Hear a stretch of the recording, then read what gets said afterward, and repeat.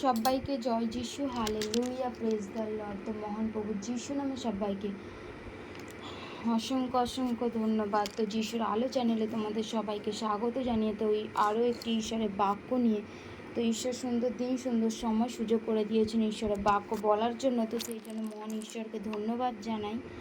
তো আজকের বাক্য যিশাইয় 55 অধ্যায়। তৃষিত লোক সকল, তোমরা জলের কাছে আইসো, যাহার রৌপ নাই আইসো। তোমরা আইসো, খাদ্য ক্রয় করো, ভোজন করো। হ্যাঁ, আইসো, বিনা রৌপ্যে খাদ্য, বিনামূল্যে দ্রাক্ষারস ও দুগ্ধ ক্রয় করো। হালেলুয়া। তো ঈশ্বরের বাক্য বলছে তৃষিত, মানে যারা জলের বিষয়ে কি, যারা তৃষ্ণার্ত, যাদের তেষ্টা পেয়েছে, তো সেই লোক সকল কি, তোমরা সেই জলের কাছে এসো। জল বলতে কে? সেই জীবন্ত জল, সেই প্রভু যিশু। তো বলছে যাহার রৌপ নাই তা আইসু, তোমরা আইসো, খাদ্য ক্রয় করো। বলছে কি তোমরা এসো, তোমরা খাদ্য ক্রয় করো, ভোজন করো, বিনা রৌপে খাদ্য, বিনামূল্যে দ্রাক্ষারস ও দুগ্ধ ক্রয় করো। হালেলুয়া। তো কি ঈশ্বরের বাক্য কি আমরা বিনামূল্যে পেয়েছি, তো সেই ঈশ্বরের বাক্য আমরা বিনামূল্যে পেয়েছি, বিনামূল্যেই দান করতে পারি।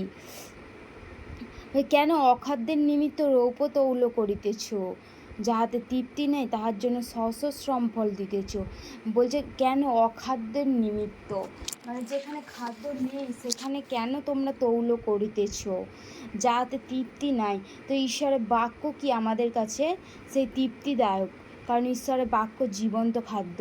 সেই খাদ্য যখন আমরা খাই তখন আমাদের কি যা কিছু তৃষ্ণার্ত, ক্ষুধার্ত সকল কিছু কি চলে যায়।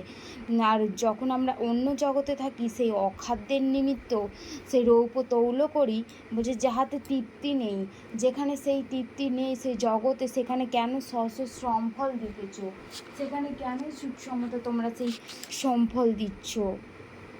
শুনো আমার কথা, শুনো, উত্তম ভোগ্য ভোজন করো, পুষ্টিকর দ্রব্যে তোমাদের প্রাণ আপ্যায়িত হোক। বলছে শুনো আমার কথা, শুনো, উত্তম ভোগ্য মানে উত্তম খাদ্য ভোজন করো, পুষ্টিকর দ্রব্যে তোমাদের প্রাণ আপ্যায়িত হোক। মানে সে পুষ্টি, যে খাদ্যে পুষ্টি, সেই প্রাণকে কি আপ্যায়িত হোক। কর্ণপাত করো, আমার নিকটে আইসো, শ্রবণ করো, তোমাদের প্রাণ সঞ্জীবিত হইবে।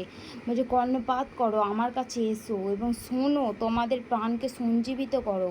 আর আমি তোমাদের সহিত এক নিত্যস্থায়ী নিয়ম স্থির করব, দাউদের প্রতি কিন্তু অটল দয়া স্থির করিব।